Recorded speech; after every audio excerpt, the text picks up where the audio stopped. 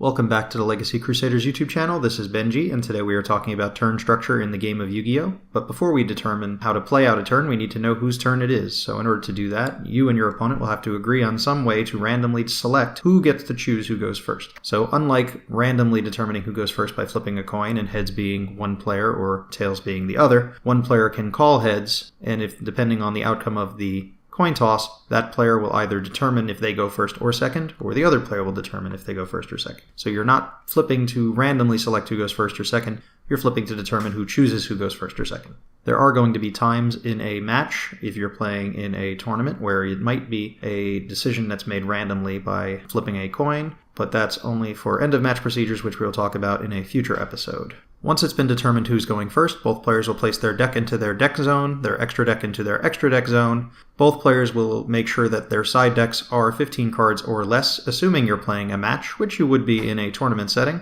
But for the sake of this episode, we are not going to concern ourselves with the side deck, so you will have your main deck placed and your extra deck placed. The turn player will then go first, and we enter the draw phase. With the exception of the first turn, during the draw phase, you will draw a card for turn. It must be the first thing that happens during the draw phase. Once you've drawn a card effects that may need to resolve during the draw phase based on their own card text will either activate or cost for those cards will be paid. Once those things are done, it moves on to a position where both players can activate quick effects. Now, there's something known as priority, which says that the turn player has the first right to activate a quick effect during any particular phase or turn. So the turn player will then have the option to activate any kind of quick effect, and then their opponent has the right to chain, and we will talk about this more in the fast effects timing chart. But once both players have activated cards, chained cards, resolved chains, and decided that neither of them have any additional cards or effects they would like to activate, we move on to the standby phase. The standby phase is very similar to the draw phase, with the exception that there is no draw. Now, different cards have costs and effects that can only be activated during the standby phase too. So, in those circumstances, you would wait until the standby phase to activate or resolve those cards. The same quick effect rules apply to the standby phase. The turn player has priority. When both players have completed activating and chaining cards and resolving their chains, we move on to main phase 1, which is where the bulk of your actions will be taken. At the start of your main phase, the turn player has priority and can take any action that they can make during the main phase before their opponent is allowed to respond with quick play effects. Because it's not their turn, they can only activate quick play effects and cannot perform any of the actions that the turn player can perform during their main phase. There are many actions you can take during your main phase that you can't do in any other phase of the game, and whatever one you want to do is your priority to begin the turn with.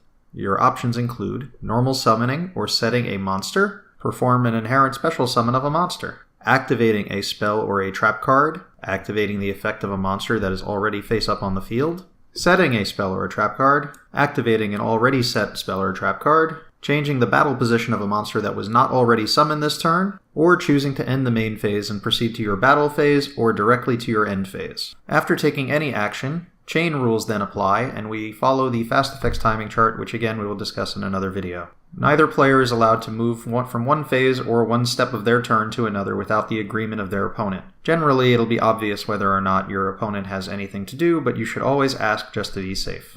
Once we've entered the battle phase, we start in the start step of the battle phase. At this point, the turn player has priority to activate quick effects, then their opponent, and so on. If they choose not to, they start the battle step, which is where you select one of your monsters to attack one of your opponent's monsters. At this point, the turn player has priority to activate a quick effect. If not, their opponent has priority to activate a quick effect, and if neither player activates any quick effects, we proceed to the damage step, where battle damage is calculated, and monsters are destroyed.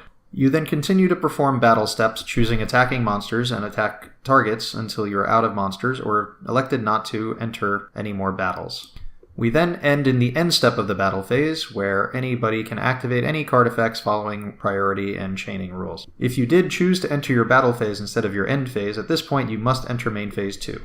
During main phase 2, you're allowed to perform any of the actions you could perform in main phase 1, assuming you have not already done so. For instance, if you've already normal summoned the monster in main phase 1, you cannot normal summon one in main phase 2. If a monster's battle position has already been changed in main phase 1, or has been flip summoned during main phase 1, you cannot change its battle position or flip summon it during main phase 2. Additionally, if a monster has declared an attack, it is not allowed to change its battle position during main phase 2. Although if it did not attack during the battle phase, you can change its battle position during main phase 2, with the exception if that monster attempted to declare an attack and a replay occurred, More on replays in another video. If a monster had a replay, it will not be able to change its battle position, whether or not it continued with its attack. At the end of your main phase 2, you must proceed to the end phase, where nothing really happens. The end phase is just a standby phase in which cards that say they activate during the end phase or have costs that are paid during the end phase activate. Although the same chain rules apply that applied to the draw phase and the standby phase, turn player has priority, chain rules apply. After your end phase is completed and both players have elected not to activate any additional card effects, we proceed to your opponent's turn where they will begin with their draw phase and then they get to draw a card for their turn, and the cycle continues. In the next episode, we're going to talk about normal summons with our good friend Chris. We'll see you guys next time.